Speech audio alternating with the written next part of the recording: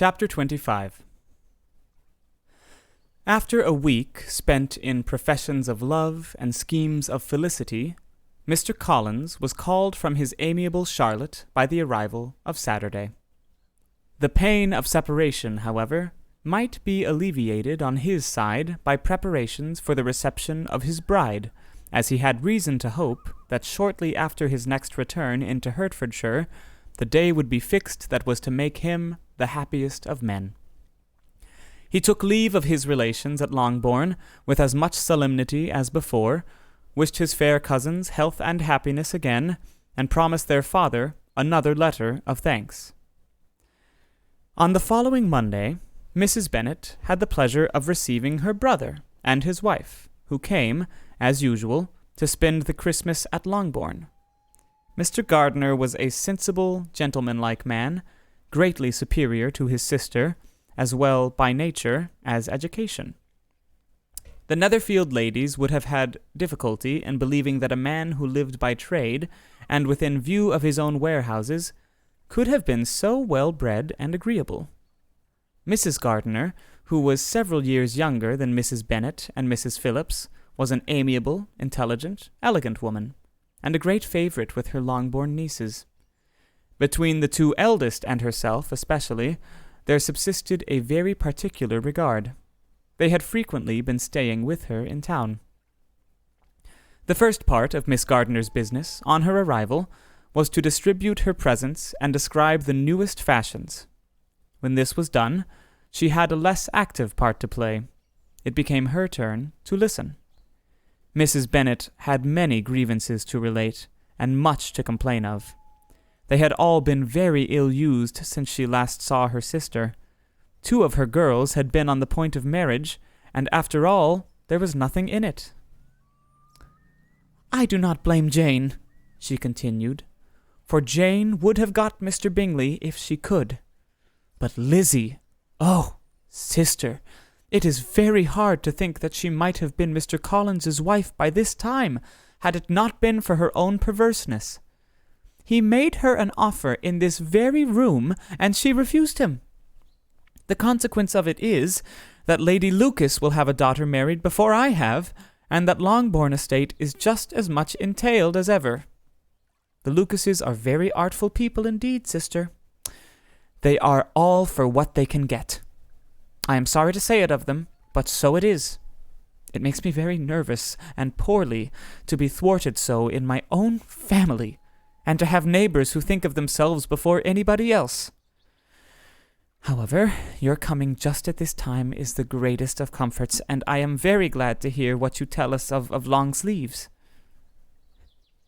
Mrs. Gardiner, to whom the chief of this news had been given before, in the course of Jane and Elizabeth's correspondence with her, made her sister a slight answer, and, in compassion to her nieces, turned the conversation. When alone with Elizabeth afterwards, she spoke more on the subject. "It seems likely to have been a desirable match for Jane," said she. "I am sorry it went off. But these things happen so often.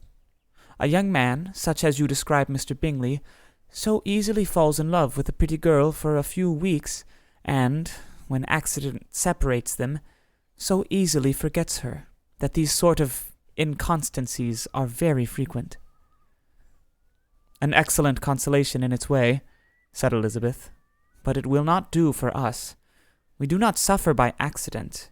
It does not often happen that the interference of friends will persuade a young man of independent fortune to think no more of a girl whom he was violently in love with only a few days before." "But that expression of violently in love is so hackneyed, so doubtful, so indefinite, that it gives me very little idea. It is as often applied to feelings which arise only from a half-hour's acquaintance as to a real, strong attachment. Pray, how violent was Mr. Bingley's love?" "I never saw a more promising inclination. He was growing quite inattentive to other people, and wholly engrossed by her. Every time they met, it was more decided and remarkable. At his own ball, he offended 2 or 3 young ladies by not asking them to dance, and I spoke to him twice myself without receiving an answer. Could there be finer symptoms? Is not general incivility the very essence of love? Oh, yes, of that kind of love which I suppose him to have felt. Poor Jane. I am sorry for her, because with her disposition she may not get over it immediately. It had better have happened to you, Lizzie. You would have laughed yourself out of it sooner. But do you think she would be prevailed on to go back with us? Change of scene might be of service, and perhaps a little relief from home may be as useful as anything. Elizabeth was exceedingly pleased with this proposal, and felt persuaded of her sister's ready acquiescence. I hope, added Mrs. Gardiner, that no consideration with regard to this young man will influence her. We live in so different a part of town, all our connections are so different, and, as you well know, we go out so little that it is very improbable they should meet at all, unless he really comes to see her. And that is quite impossible, for he is now in the custody of his friend, and Mr. Darcy would no more suffer him to call on Jane in such a part of London. Oh, my dear aunt, how could you think of it? Mr. Darcy may perhaps have heard of such a place as Gracechurch Street, but he would hardly think a month's ablution enough to cleanse him from its impurities were he once to enter it, and, depend upon it, Mr. Bingley never stirs without him. So much the better. I hope they will not meet at all. But does not Jane correspond with his sister? She will not be able to help calling. She will drop the acquaintance entirely.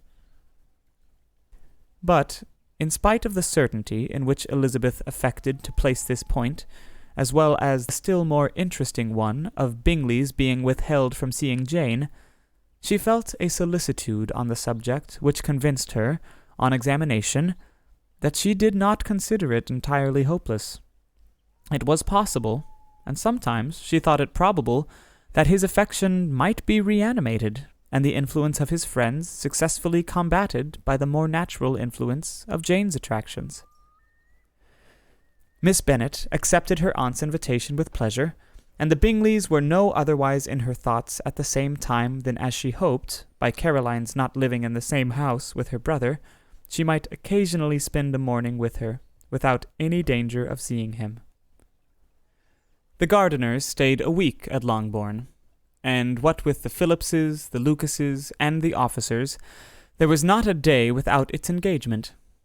Mrs. Bennet had so carefully provided for the entertainment of her brother and sister that they did not once sit down to a family dinner. When the engagement was for home, some of the officers always made part of it, of which officers Mr. Wickham was sure to be one, and on these occasions Mrs. Gardiner, rendered suspicious by Elizabeth's warm commendation of him, narrowly observed them both.